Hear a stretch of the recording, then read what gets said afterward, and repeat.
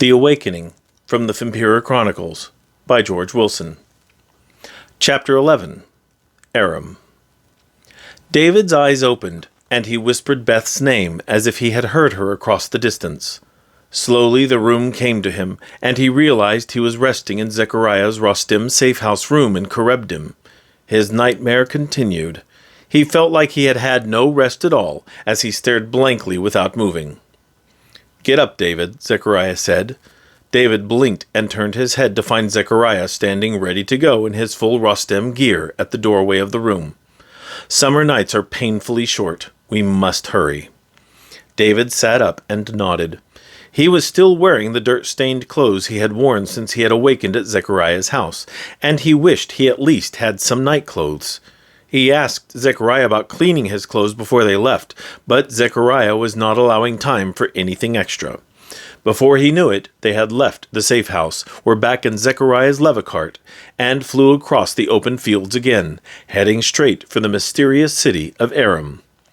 "How do you know where you're going?" David asked as the night landscape flew by.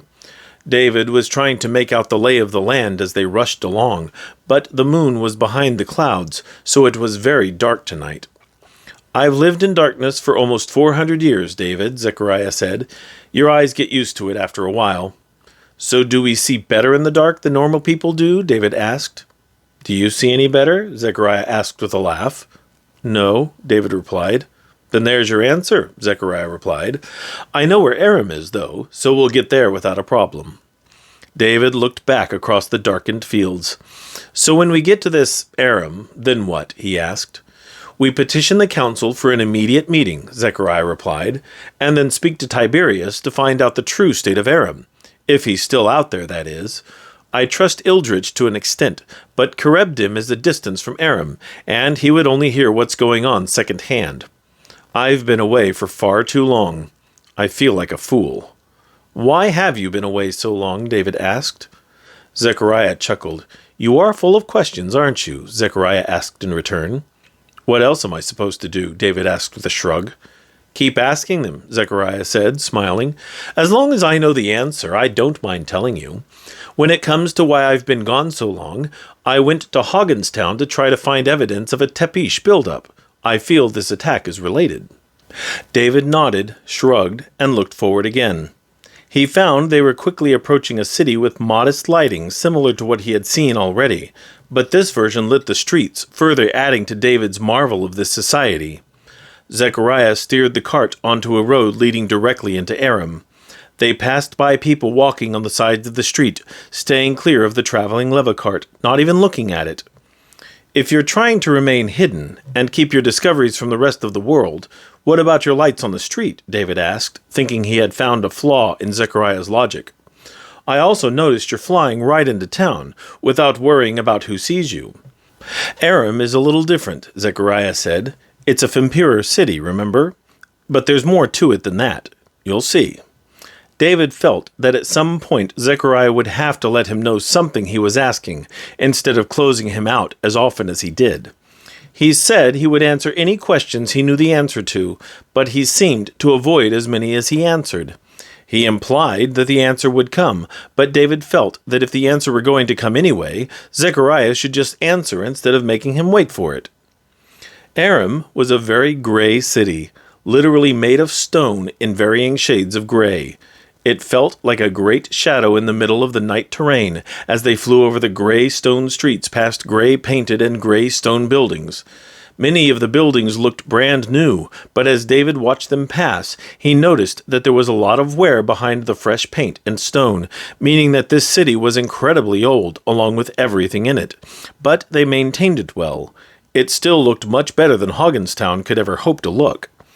Zechariah stopped in front of a large 3-story white brick building in stark contrast to the gray city, with white marble columns flanking the large wooden entry doors at the top of a long series of steps that spanned the center third of the building.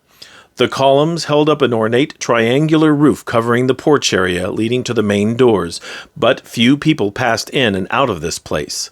The steps actually led to the second floor of the building, the lower level having no access from the front. A sign placed next to the entrance had the Phileterusk symbols, which Zechariah pronounced Kunlisk Idej Loker, and under the symbols was Council Body Hall. David grabbed his hat and followed as Zechariah confidently strode into the building. David was momentarily self-conscious as he remembered his dirt-stained clothes, and he did the best he could to brush off some of the loose dirt, but it did little to improve his appearance. He considered that his father would be a bit ashamed of him, walking into so beautiful a place looking the way he did, but he also considered that his host, Zechariah, was not necessarily allowing him to fix this little problem either. As he followed Zechariah's swift pace through the building, David tried to look at the decoratively paneled walls and floors as well as the lighting, which these Fempiror had hidden more discreetly than Zechariah had done in his house. The entry was large and showed several doors leading to other rooms from the main hall. They turned right as soon as they entered to walk up a flight of stairs with golden railings right next to the main doors. He noticed that the opposite side of the main door had stairs going down to the lower level he had seen from the outside, and there were large wooden columns next to each stairway that led to an arch over the door which had more Philetarusque symbols. David asked about it as he tried to keep up with Zechariah bounding up the stairs, and Zechariah told him without looking that it said, Milkav Huv Levir Shah, remember who we serve. He followed this by muttering something about hoping they continued to live by their own words. The top of the stairs led to a white semicircular area with a set of double doors on the left, and another single door set partway around the circle between two paintings out of a total of 7, situated on the walls around the semicircle. Each painting was a simple portrait of a man, and David presumed these 7 were the members of the council that Zechariah referred to, but before David could get a good look at any of them, Zechariah had passed through the set of double doors on the left. An older man of wiry build immediately greeted them in an office, retaining the same white walls with red carpeting. He was dressed in black breeches, stark white stockings, a white shirt, and black waistcoat. His hair was thin and perfectly trimmed, and his face held a very smug expression as Zechariah walked in. He stood from behind a desk and walked to them as soon as they entered, but never took his gaze from Zechariah. "Good evening, gentlemen," he said. "Welcome to Body Hall. My name is Jarvis Eori. How may I direct you this evening?" His words seemed polite, but his tone dripped with sarcasm, as if he knew what was coming. "Hello, Jarvis," Zechariah said. There was a note of sarcasm in his voice as well. "I'm Zechariah, and this is David. I need to speak to the head. Is it still Korean?" "It is," Jarvis replied. "And may I inquire, sir, as to the subject of your meeting?" "Sure," Zechariah said with a smile. There was a very long pause as Jarvis stared at Zechariah waiting for a reply. Finally he smiled curtly. "And that subject is?" Jarvis asked. "I said you could ask, Jarvis," Zechariah said, "but I didn't guarantee I'd tell you." David was notably confused, but Jarvis was not amused by Zechariah. "I will have to ask the nature of your business with head Korean," Jarvis said, "or I cannot properly announce you." "Oh, my sincerest apologies, Jarvis," Zechariah said without a hint of apology in his tone. "Tell him it's about the tapish." Jarvis' expression changed. "Yes, sir," Jarvis said. Whatever friendliness he had in his voice before was completely gone now. "Head Korean is in. I'll see if he's available." "Thank you," Zechariah said. Jarvis turned to another set of double doors set in the wall to the right of the entryway. He turned back to them just before he entered. "Please wait here," he said, and walked into the office. As the doors opened for a moment, David could see an empty desk and windows showing the darkness outside. He glanced around and realized there were windows in this office, but they had shutters on the inside to allow the Fempiror inside the office either to open the windows to the night, or to shut out the sunlight completely during the day. David looked at Zechariah. "What was that all about?" he asked. Zechariah held up a finger. "Patience," he said. Jarvis walked out of the office with the same very smug expression he had before. He stood before them and his head cocked up just a little as he spoke. "Head Korean is too busy to speak to you at this time," Jarvis said. Zechariah was unmoved. "Did you tell him about the tapish?" Zechariah asked. "Yes," Jarvis replied. "And he doesn't want to know about it? He is very busy." "When does he want us to come back?" He didn't say. Then we'll see him now. What? Zechariah pushed Jarvis out of the way and swung open the double doors leading into head Korean's office.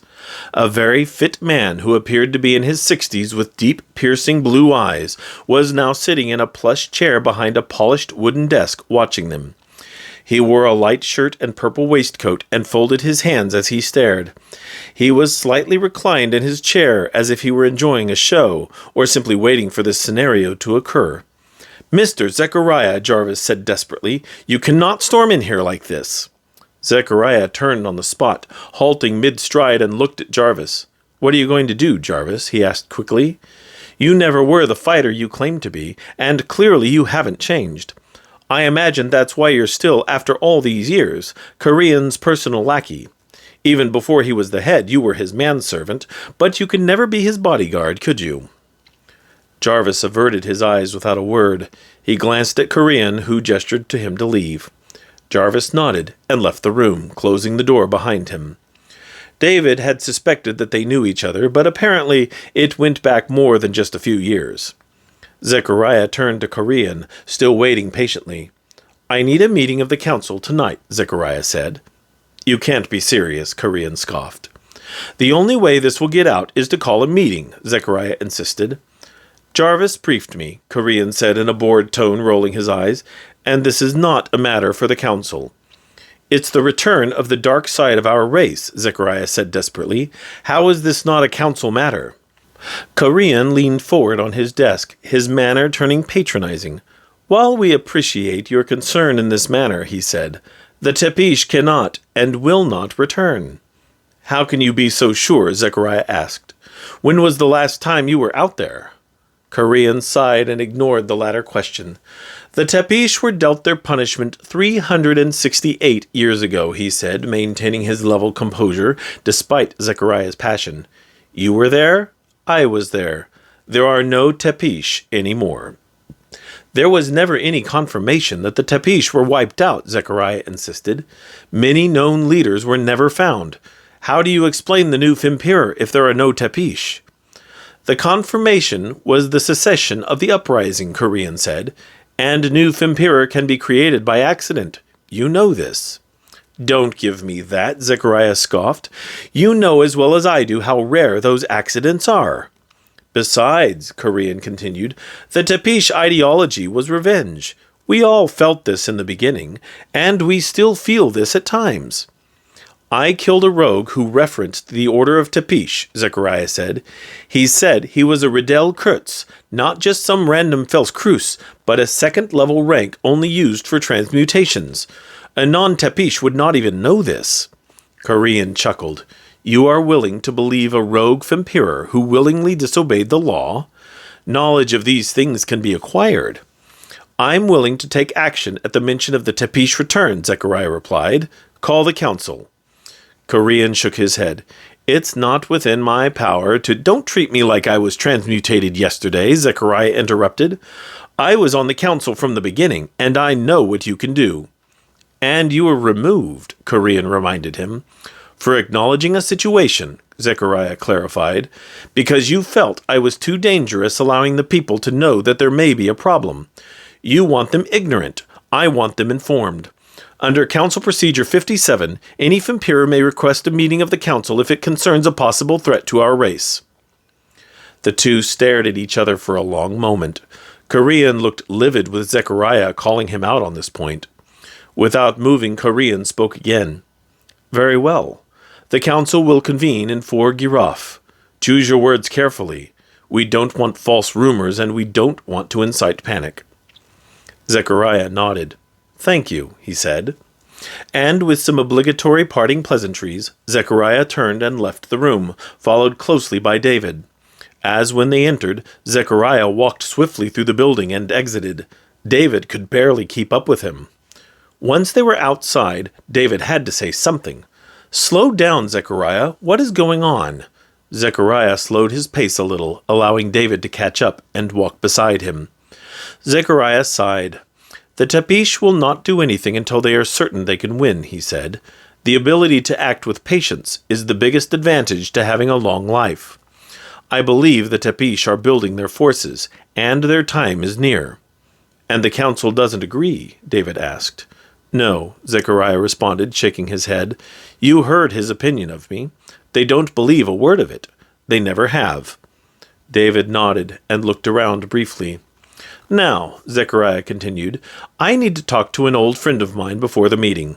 There, we will discuss your future." David looked back to him quickly. He was not about to let them decide what was best for him. "My future?" he asked. "My future is with Beth." Despite his fascination with the Fempiror and their society, his heart still remained with Beth, and he fully intended to return at his earliest opportunity. He did not know when that would be, since he would be unable to find Hoggenstown from Erim. Zechariah shook his head. "That's not possible," he said. David stopped. "How can you say that?" he asked angrily. Zechariah stopped and turned to him. "You don't know me," David continued. "You think I can just accept this fate of darkness like you have? I'm not like you. I didn't ask for this. How can you begin to know what I'm going through?" Zechariah took a reflexive step toward David, centering himself in front of him. "You listen to me, child," Zechariah said angrily. "I know exactly what you're going through. We were soldiers used in an experiment, and when the war was over we were cast out and forced to live on our own. I watched friends kill themselves because they couldn't take it. I have gone through more years of soul-searching than that little town of yours has existed. Don't tell me what you're going through. You know nothing." Zechariah turned and walked away from David down the busy street. David watched him for a moment. Zechariah's passion about this was clear, but David still did not understand why Zechariah felt this way. He disagreed with Zechariah's determination, but he also could not argue that Zechariah was not being good to him, despite David's poor attitude. It was also no way to treat an elder. He could acknowledge that his parents taught him better than this. David ran through the crowds to catch back up to Zechariah. He noticed for the first time just how many people were out on the streets, and how many of them looked normal. None of them were dressed like Zechariah with his black riding coat, long trousers, hatless head, Rostem sword, and gauntlets. Like Korean and Jarvis, they looked like regular people. Breeches, stockings, waistcoat, hat, and even coats and frocks, but they were of varying colors, and some of finer material than he had ever seen. David had left his coat at home, and he felt a little underdressed as a result, since his father taught him that he should wear it in public even though he often went without it during the day at the shop. Among the women, he noticed the low-necked gowns his mother often made, as well as the more modern convention of the jacket and petticoat that his mother completely disapproved of. It was the middle of the night, but everyone looked normal to him. He looked back to Zechariah still walking silently, looking directly ahead, like a soldier among civilians. "Forgive me," David sighed. "I know you said you'd help. It's just hard to let go of." "I understand," Zechariah said gently, without a trace of malice in his voice. It was as if he had never been angry with David at all. David stared at the ground for a moment. With everything Zechariah had told him, there was still one thing that made no sense.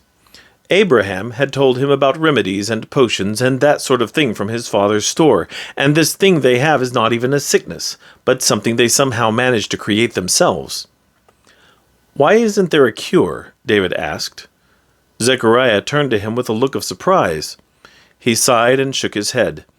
"There was one once," he said sadly.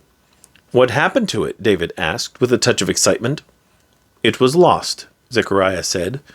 "The Tepish destroyed Voivode's laboratory and used some of their own blood to change him into a Fempiror as an act of vengeance for ruining their lives. The work he'd done was lost with the laboratory." "Couldn't he just recreate it?" David asked. "For over 100 years he tried," Zechariah said, "but some piece of it was lost. Finally, he accepted his fate and lives in his ancestral home in the Carpathian Mountains out east." David nodded and looked at the ground as they walked. An idea was brewing in his mind, something that just might serve to provide a solution to his predicament. "So, the Fempiror serum runs through our blood?" David asked. "Yes," Zechariah replied, not turning from their walk. "How does it change people?" David asked, still staring straight ahead in thought. "Not completely sure," Zechariah said with a shrug. "I've been told that when our blood merges with the blood of a regular human, It destroys the old blood and multiplies rapidly, replacing the old blood for the new.